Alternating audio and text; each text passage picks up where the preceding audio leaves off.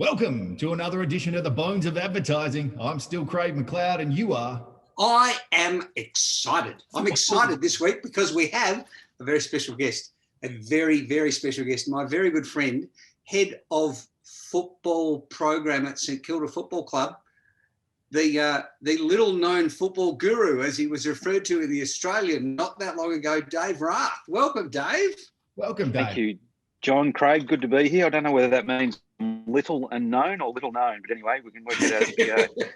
Let's go with the former. Maybe, I don't know whichever one works best for you. Yes. Yeah. Well, and at the end of this podcast, Dave, you'll be little known.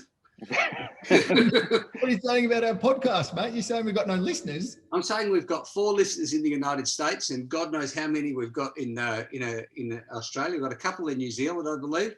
Yep. And Vladimir Putin. He's got his Family doesn't count. Family doesn't count, John.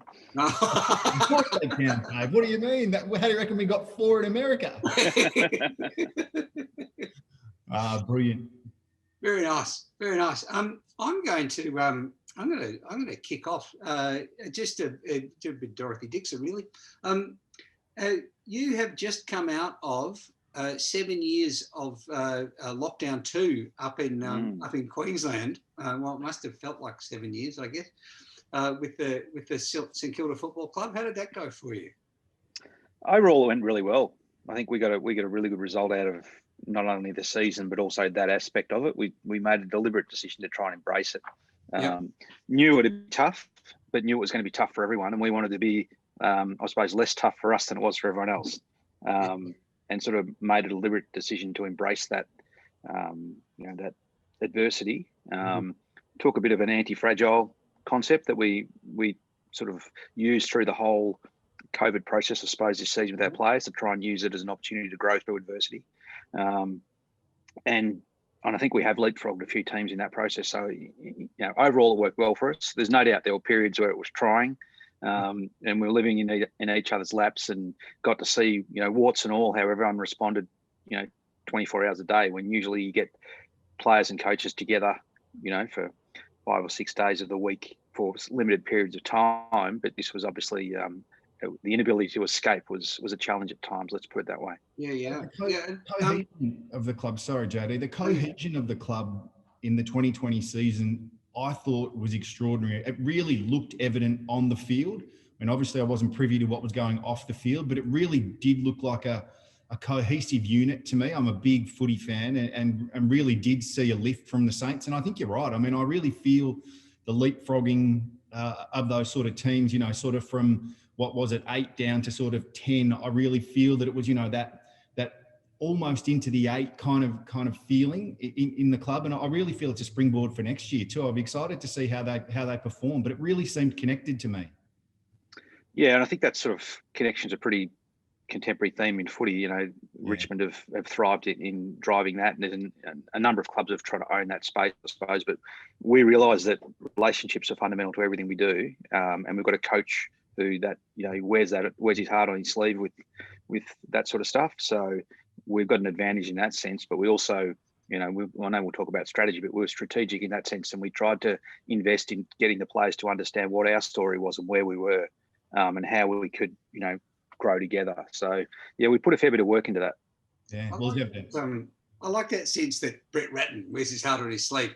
I don't think he does. I think he's got a big neon sign on his back. I don't think anyone has any trouble reading what he's got to say. What an absolute legend of the game. Such a great man, and I really like the values that he brings. Yeah. And as I said, I think, it comes from the top. That JD, you were going to chat strategy, which I think is where you were headed next. I'd love to talk strategy, but Dave mentioned one of my favourite words, the story. I'd like to. We're going to go there. I'd like to embrace that little bone at the moment. I think that's a great one to pluck apart. Different brands and different brand managers will talk about story and have different kind of takes on what that is. But can I get you, if you can, just to talk through what you think the St Kilda story is? Like, is it a hero and villain story? Is it a magician story? Is it the jester, the great entertainers? What's the I don't know what our archetype is, JD. I'm just thinking through it. I think it's at the moment it's a bit of a story of rebirth as much as anything. Yeah. That's something that's definitely there, in a sense that, you know, we're trying to pull together an understanding of what our story is and build it with the players, rather than, you know, come in, here's a story, boys, let's impose it. You know, this is, you know, here's your story. So definitely part of the story is that the fact that we've struggled for a bit of an identity for a while. And, you know, we're keen to understand how we can use that growth of an identity to link with how we play. So, you know, I think I've talked with you about this a few times, the link between culture and strategy. And some of the great clubs have that. You know, if you think of Barcelona, they have this visible, you know, they play expansive football and possession football, and that's their philosophy and that's their culture. And, you know, there's some quite interesting readings on, you know, the architecture of Barcelona and how it relates to the way that they play. So there's this link there. And then I think if you look in our game, Sydney as a football club have managed to build that, you know, the Bloods culture. There's a distinct, you know, flavour to the way they talk about themselves and the way they play, and there's sort of congruence between those two things, and we're trying to work out what that can be for us. And build that. It's interesting that Sydney have managed to take that Bloods culture, which was a South Melbourne, like a real working class kind of, you know, very working class culture, and transfer it into arguably the richest economy in the Southern Hemisphere without losing that sense of the Bloods, like that old, you know, the red and white spirit that they've always had. And I don't know whether, you know, whether it came together by accident, or whether it, you know, planned to bring together that hard edge football and that cultural piece. Definitely, it was, you know, coach driven in terms of the defensive style of Paul Roos was coaching at the time. I think when that grew, but it was heavily owned by the players too. And that's something I think any brand would, like any marketing business looking to help a brand succeed. That lovely link between the heritage of a brand and how that helps identify what the kind of cultural consistency through the history allows you then to enunciate a story that people can buy into, because there is this great sense of authenticity about the way you tell your story. And it's not necessarily the way we've done things in footy. You know, this idea of, you know, a coach agnostic, you know, brand that you can trust about your game. Usually the style of play comes and goes with the coach. But I guess what we've identified is there's an opportunity to do it a little bit differently and look at, you know, what are some of the successful clubs doing and how do they sustain that? And can you have something that, you know, people trust about your club that's enduring? And that's what we're trying to build out. And then how does that, from a, like, I guess that then comes down to the strategy, the day, you know, the year-to-year strategy and the day-to-day strategy, which will depend on context and the cattle you can put on the ground. But are you seeing an easy link between, you know, this culture and behavioural posts that you're sticking in the ground, you know, that you're building a great structure around? Is there any kind of link between that and the year-to-year strategies that you employ, or the days, the strategies on game day? I think there is, but it's influenced by a lot of things. You know, I don't think we'd be going the way we were right now if we didn't have the coach we had, in terms of, you know, Rats wants to play an attacking brand of footy, which is right for us too, because at the moment we can't afford not to be playing an attacking brand of footy, because we need supporters to love us. You know, we need that growth at the moment. So all these things come together. It's definitely my preferred way to, you know, attack a game of footy is to, you know, take the game on too. So there's influences everywhere which come together and, you know, push us in a certain direction. And I suppose it's like, there's some happenstance to it, but there's also, you know, there's some stuff going on in the background which has got some bones, I suppose. Yep. And I can see Craig just wanting to just talk about football there. You got a live one, Dave. You got a live one, Craig. Yeah, I have. And part of that, Dave, for me, is really trying to get a sense of, you mentioned involving the players in the development of the strategy and the story, which I think is absolutely imperative. I don't think it can be something, like you said, where you bring in an outside group and they create it and then cascade it across the players. I think if you can engage the players and help them build it, the potential for ownership is far greater. And as soon as they own it, they get to apply it. Whereas it's very difficult to take someone else's suit, put it on, and feel great in it. Yeah, I totally agree, Craig. Empowerment's one of the key principles we've tried to drive. Definitely since I've been in the program. From this idea of leadership is changing in footy clubs. This idea that one person is going to stand up and take you in a direction. It's seemingly more about followership now, and getting everyone. Connection seems more important than leadership at the moment, in a funny sense. We still need, strong leaders on the field, but in terms of the, I think you'll get more benefit if you've got more people buying in than you will have if you have two or three, standout leaders. And we're seeing that in footy for sure. There's quite a bit of research which supports that in sports coaching in terms of, creating a self-determinative, autonomous environment where you're giving players ownership of their career personally, but also in developing the way you play. It's a big part of it. What about admin staff as well, Dave? Are we talking, when we think about culture and we think about a brand story, and St Kilda's a brilliant brand to consider this, I can't imagine you or Rath not bringing everyone along for the journey. I really loved Damien Hardwick's speech at the end of the grand final this year, where he talked about the involvement of everyone within the organisation, all the way from Peggy, CEO, through to players, through to admin, through to boot studders. It's this cultural wave that has to cascade right across the club, doesn't it? Oh, absolutely. And I mean, when you talk about giving people buy-in, and empowerment across the club, we had our property guy and our CEO both voted on our captaincy and a leadership group this year. You're giving everyone as much buy-in as you can. We're fortunate that the physical layout of our building is conducive to that, where our coaching staff are on the same level as our admin staff. Big open plan, so that creates a really good connection. And I think obviously this year that's gone out the window because no one's been in Noosa, so we've got to rebuild some of that stuff. But definitely it is a whole of club process. There's no doubt about that. Footy clubs tend to have a 5-year strategy or whatever it is, and sometimes football sits a little bit removed from that. It's football's part of that, but sometimes football creates its own cultural drivers. I think the link for us to try and build those through the whole club.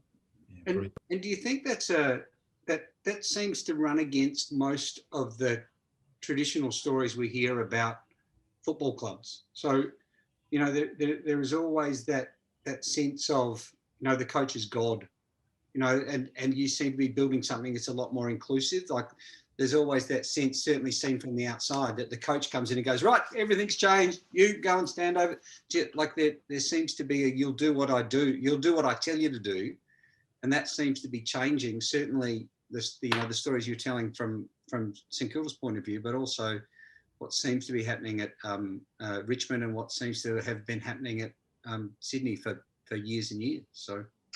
Yeah, I think it has changed. I think, this coach is a messiah idea, which has been around for any number of years, and it still gets reinforced in the media heavily when teams are successful. The coach gets all the credit, and then likewise the coach cops it in the neck.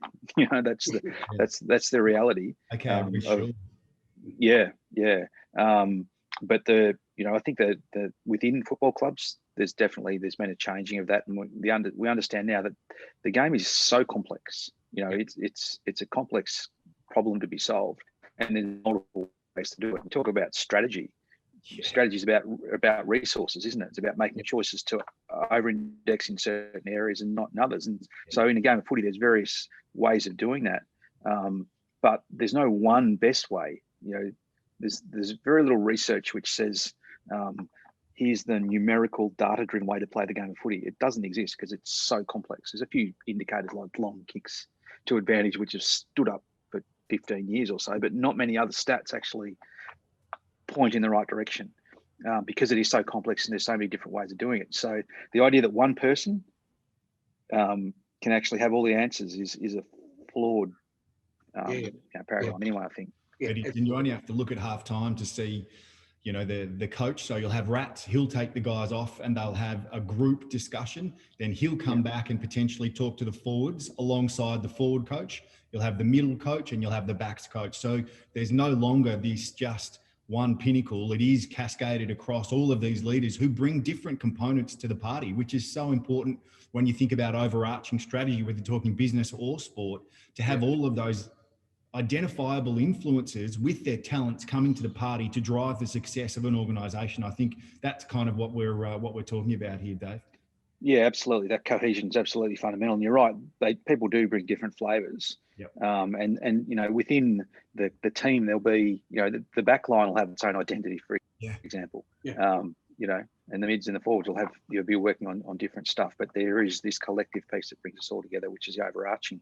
Yeah. Cool. And if we think, Dave, about 2021, and again, crystal ball is one of my favourite things, but thinking about how we see the Saints in 2021, what's your thought based on, a year in Noosa? Great stuff to come out of that. And as I said, that connectedness, I think is awesome, and the cohesion that we saw on the ground. But how are we seeing that transition into 2021, and what are you seeing it look like? Yeah, we're still at a period where, we've had a good season, but that doesn't guarantee anything next year, and it doesn't for anyone. I think sometimes sustained success gives you a little bit of an edge the next year, but having one good year doesn't guarantee anything. It sure gives us a bit of trust, though, that we're heading in the right direction. We've got a really young group, and we've built a lot of trust within that group in a short period of time. So there's a positive trajectory there. We'll bring in some new players. We've already brought in one in the free agency period in Brad Crouch. Will add a lot to our midfield mix. So getting more talent in on top of what we've already done sort of tends to be, heading in a positive trajectory. There's no doubt about that. We'll tweak things. We'll do things differently than we've done. Clubs always evolve and always change, and there tends to be a little bit of a copy the leader type mentality. So in terms of style of play, a lot of clubs will be looking at Richmond. And they have been for a period of time, but trying to, maybe pull some of their ideas and transfer them into their culture. We've probably got a few different ideas that we'll try. We've done we've redone our football plan, I suppose, our master plan, and we're rolling out some new exciting stuff in how we train and how we set our pre-season up. So that's exciting. So there's a fair bit of work that's going on in the background right now to give us a good jump, I hope.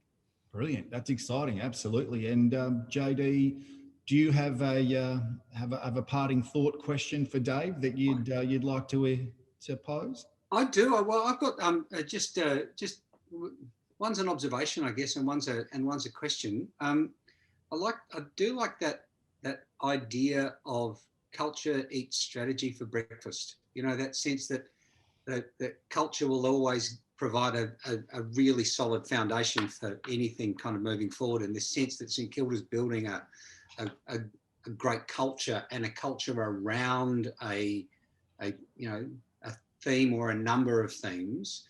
And I just wonder if there's anything you would bring from the experience this year. I mean, you say that you're developing this really cohesive culture, and you're developing a lot of trust. But I just wonder if there's anything like physically that you will be bringing, or, I mean, don't tell if it's a club secret, don't tell us. That sense of, are you going to go into lockdown for 4 months just in an artificial sense, just to try and recreate that again? Like, is there a way of it? I hope we don't. I suspect there'll be some flexibility in next year too. Yeah. in what we have to face. There's still uncertainty there. I think if anything, JD, and I'll go back one step, and you said that culture eats strategy for breakfast. I reckon the two are intertwined. Yep. And I think they've got to be in lockstep a little bit, rather than one being more important than the other. Yeah. So that's I think what makes me so happy, Dave. Thank you very much. It does. I love it. I think that's what we've learned a little bit this year, that it's no point thinking you're just going to have a great culture in isolation, or you're going to and it's going to solve everything. Yeah, it's not. You still got to have a good plan and be doing technical stuff well. A key learning for us from last year or this year that's just gone is obviously this staying in the moment. We don't fast forward. We put a lot of work into our mental preparation of our players, but we've also found for our whole program that there were times which we thought we were going in a direction, because that was the way the season looked as though it was going. And 6 days, 5 days later, we'd pivot and be going in a totally different direction. So really, really good learning for the whole club and the whole industry, I think, about staying in the moment. And because it can be so anxiety producing, getting too far ahead. And all you're doing is looking at what might happen, and then 2 days later something changes, and that's all gone. And these were quite profound things. Like we were at one stage, I think we were talking about going to the Northern Territory and going to a hub there, and not taking families, or it might have been going to Western Australia, or there's a whole lot of things on the table at different periods of time. None of those things ended up happening. And so it was really about control what we can control. Let's deal with it if it happens. It may not. So let's wait and see. It was really about, it was a year of like almost 5 day chunks. We've got this game in 5 days. Let's just deal with this one. Good way of doing it. And then we'll move forward. But that was a really strong lesson for us, I thought.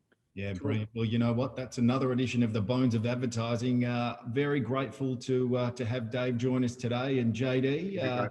Don't go changing. We'll be back next week. And neither to you. And we will see you next week. And Dave, we will see you very soon for perhaps a non-football moment. We may indeed, John.